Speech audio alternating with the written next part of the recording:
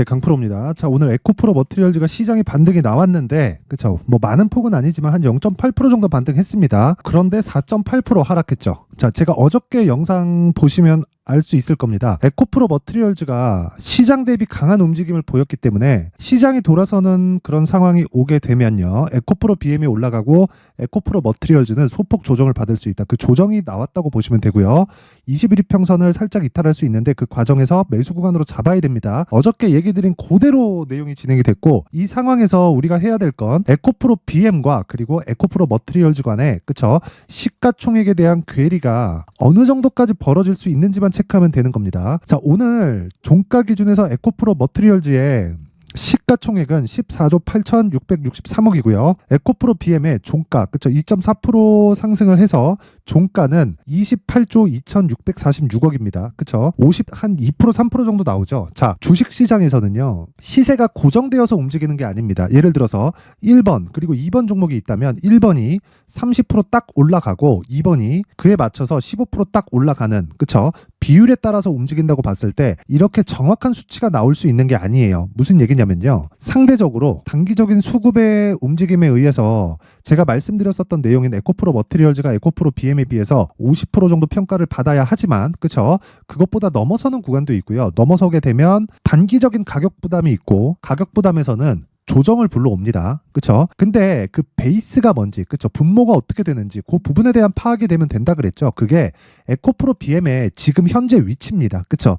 자, 현재 위치는 시가총액하고는 다른 이야기예요. 자, 보세요. 시가총액은 28조 2,646억에 오늘 끝났다. 그런데 여기서 추가적으로 하락하기 위한 조건을 따졌을 때 시장이 위에서 찍어 눌러야 되는데 시장이 위에서 찍어 누를 수 있는 환경이 지금 갖춰질 수 있을까? 이렇게 본다면요. 자, 잘 한번 생각해 보세요. 이렇게 본다면 우리가 환율이 올라야 되고요. 삼성전자 더 빠져야 되고요. 이런 상황이 돼야 되죠. 근데 미증시를 보면 엔비디아가 초강세로 달려가고 있습니다. 그러면 삼성전자가 엔비디아만큼 못 올라가겠죠. 그쵸? 하이닉스가 엔비디아만큼 못 올라갑니다. 그런데 엔비디아가 강한 움직임을 보이고 있었을 때 하이닉스가 빠진다고 한들 또는 삼성전자가 빠진다고 한들 어느 정도까지 빠질 수 있을까요? 그쵸? 하반 경직성은 충분히 나올 수 있다. 그래서 우리는, 그쵸, 시장에 대해서 어느 정도 하락한 이후에는 종목의 저가 구간에서 우리가 베이스로 잡고, 그쵸, 우리가 매수할 종목, 즉 탄력 있는 종목들의 움직임을 예상해 볼 수 있는 겁니다. 그래서 제가 가격에 대한 부분을 계속해서 이야기를 드렸던 거고, 그게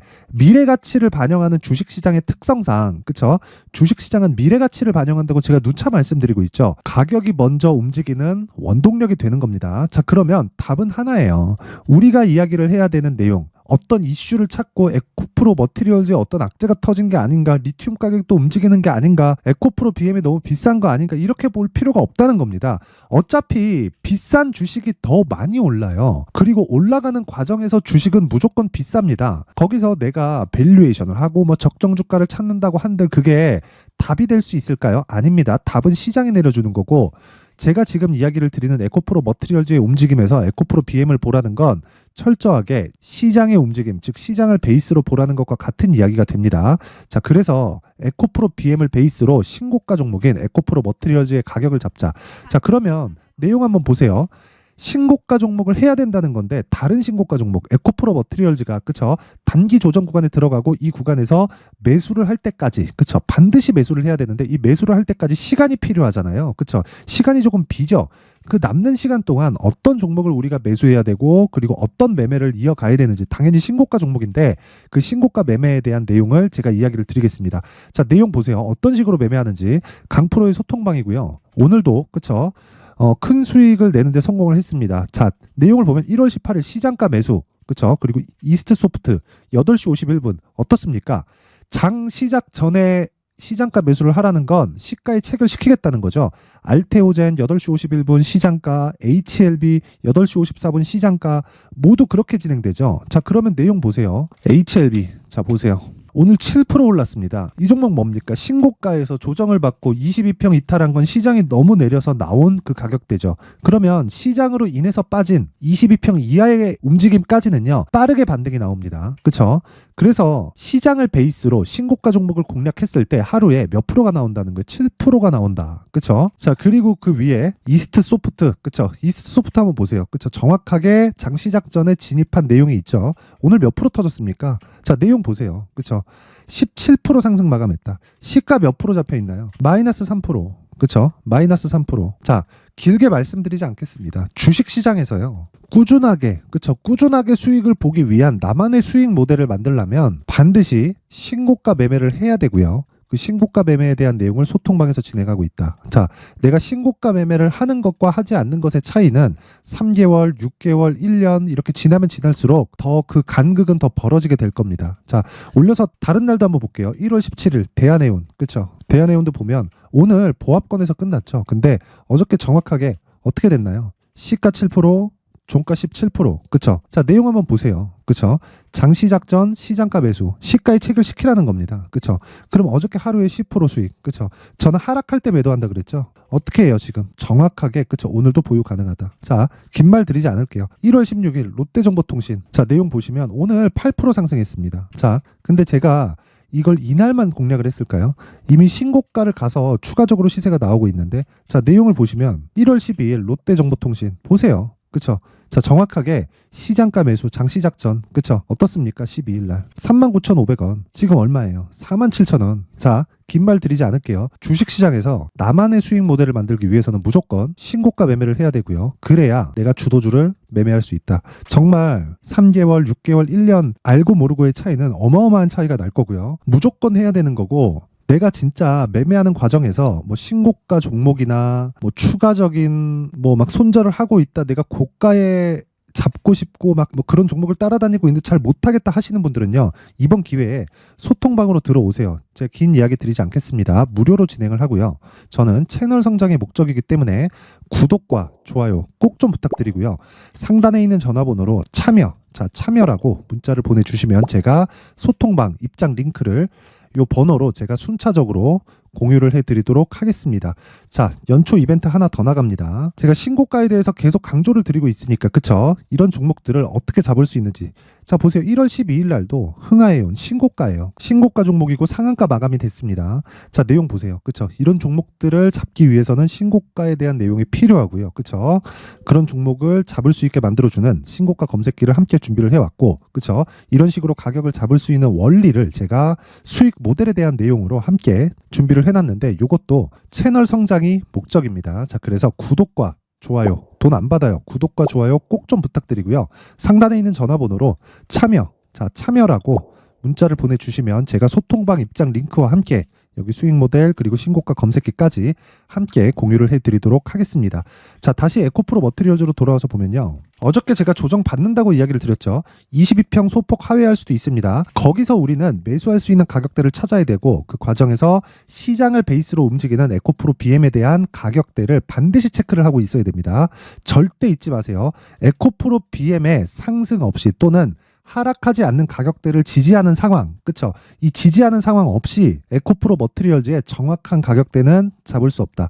딱 사니까 바로 올라가더라, 이런 게 아니라 내가 매수할 수 있는 가격대가 올 때까지 추적하는 걸 이야기를 드리는 거고, 이 추적이 이루어졌을 때 내가 단기 보유 전략, 아까 전에 제가 말씀드렸었던 소통방에서 계속 진행하고 있는 2주 안에 수익 전환이 되는 점, 그쵸? 요 내용입니다. 2주 안에 수익 전환을 시킬 수 있는 내용인 여기 가격 그리고 단기 보유 전략을 함께 준비를 해왔는데, 단기 보유 전략은 제가 다시 한번 말씀드릴게요. 2주 안에 수익 전환이 무조건 돼야 되고요. 그리고 2주 안에 수익 전환이 안 됐을 경우에는 무조건 손실이 없는 가격대를 내가 찾아낼 수 있어야 됩니다. 이게 가능합니다. 그쵸? 그래서 가격대를 굉장히 디테일하게 잡아야 되고, 그 내용을요 제가 20페이지에 걸쳐서 아주 상세하게 준비를 해놨으니까 이 내용도요 제가 분량이 많다 보니까 영상에서 이야기를 드리면 너무 길게 이야기를 드려야 돼요. 그래서 그쵸? 이런 식으로 준비를 해온 거고, 무엇보다 채널 성장이 목적입니다. 자, 그래서 구독과 좋아요 꼭 좀 부탁드리고요. 상단에 있는 전화번호로 머티, 자, 머티라고 문자를 보내주시면 제가 가격 그리고 단기 보유 전략을 함께 공유를 해드리도록 하겠습니다. 자, 항상 긴 영상 봐주셔서 감사드리고요. 무엇보다 제가 신고가에 대해서 강조를 드리고 있는 만큼, 그쵸? 12월 달부터 계속해서 진행하고 있는 신고가 주도주가 있는데 그 부분에 대해서는 제가 상세하게 내용 준비를 해놨으니까 반드시 끝까지 시청하시고요. 모든 분들이 꼭 성공 투자하셨으면 좋겠습니다. 자, 제가 항상 신고가 종목에 대해서 강조를 드립니다. 자, 신고가 종목에 대해서 강조를 드리는 건 크게 시세가 발생하는 대시세 종목은 모두 신고가 구간을 거쳐서 발생하기 때문에 그렇습니다. 시장은요, 좋을 때도 있고 나쁠 때도 있어요. 그런데 대시세 종목은요, 시장이 좋든 나쁘든 그 숫자의 차이가 있을 뿐이고요. 매년 발생을 합니다. 올해 같은 경우에도 마찬가지예요. 23년이죠. 1월부터 로봇, AI, 시세를 크게 발생을 시켰는데 이미 22년도 중반 후반에 신고가를 달성을 하고 매물 소화 과정을 거친 이후에 시세가 발생을 했습니다. 2월 달부터 2차 전지의 강세가 있었죠. 그런데 22년도에 이미 에코프로 같은 경우에는 신고가를 달성한 이후가 됐고요. 대장주가 강한 움직임을 보이다 보니까 그리고 나서 에코프로 PM 그리고 관련된 종목들이 강하게 시세를 내는 시작점이 만들어졌습니다. 3월부터는 그렇죠. 삼성전자와 하이닉스에 강한 움직임이 발생하기 시작했고요. 그러면서 한미반도체가 신고가를 달성을 했고 매물 소화 과정을 대략 한 2달 정도 거친 이후에 추가적으로 시세를 발생을 시켰습니다. 자, 어떤 종목이든 신고가를 거치면서 대시세 구간으로 들어간다는 거고 이런 대시세 종목에는 신고가라는 내용을 이해했을 때 이런 상황을 만들 수가 있는데 자, 보세요. 22년 11월 21일 날 정확하게 레인보우 로보틱스를 시작을 했고요. 이때 당시에 레인보우 로보틱스의 가격은 33,800원이었습니다. 실제 세 달이 채 되지 않는 보유기간을 가진 이후, 그쵸? 한 100% 정도의 수익 실현을 할 수가 있었고요. 그 이후에 추가적인 상승이 나왔지만 내가 매수를 잘 했기 때문에 보유기간을 최소한으로 줄여서 가더라도 충분한 수익이 발생을 했다는 겁니다. 언제든지 저가를 잡을 수 없고 고가를 잡을 수 없기 때문에 내가 강조를 해야 되는 건 신고가 이후에 매수하는 구간 그리고 첫 번째 수익 구간만 먹더라도 다음 종목으로 이동을 할 수 있다는 거죠. 실제 그리고 나서 3월 달에 반도체 종목에 대해서 계속해서 제가 강조를 드렸었고 그런 이후에 매물 소화 과정을 거치고 5월 달부터 반도체 공략을 시작한 결과 그쵸? 세 달이 채 되지 않아서 ISC 그리고 한미 반도체까지 100%에 달하는 수익 실현에 성공을 했습니다. 그래서 계속해서 강조를 드리는 거예요. 시장은요, 좋을 때도 있고 나쁠 때도 있어요. 그런데 대시세 종목은 숫자의 차이가 있을 뿐이고요. 매년 발생을 한다는 거고 분기별로 나오게 됩니다. 물론 이런 종목을 모두 다 잡을 수는 없지만 지금 같은 경우에는요, 두 가지 내용으로 구분이 가능합니다. 첫 번째, AI 반도체 쪽으로 들어가야 되고요. 그리고 또 한 가지, 내년 4월에 있을 총선 테마가 지금부터 준비되어 있어야 된다는 거죠. 물론 이 두 종목 모두 신고가 종목에 있는 종목을 공략해야 되기 때문에 신고가 구간에서 매매를 해야 된다는 건 어떤 상황에서든 불변의 진리라고 보시면 됩니다. 자, 그래서 제가 AI 반도체 관련된 종목들은 강프로의 소통방에서 같이 공개를 하도록 하겠고요. 4월 달에 있을 총선을 대비한 대시세 종목은요, 이렇게 준비를 해왔습니다. 자, 내용을 한번 보시면 그쵸? 큰 폭의 하락을 거친 이후에 장기간 횡보 구간을 거쳤고 그리고 최근에 들어서 신고가를 만들어냈죠. 이후에 추가적으로 상승이 나오는 구간을 만들기 위해서 눌림목 구간에 있는 그런 상황이고요. 지금은 매집 구간에 있다고 보시면 됩니다.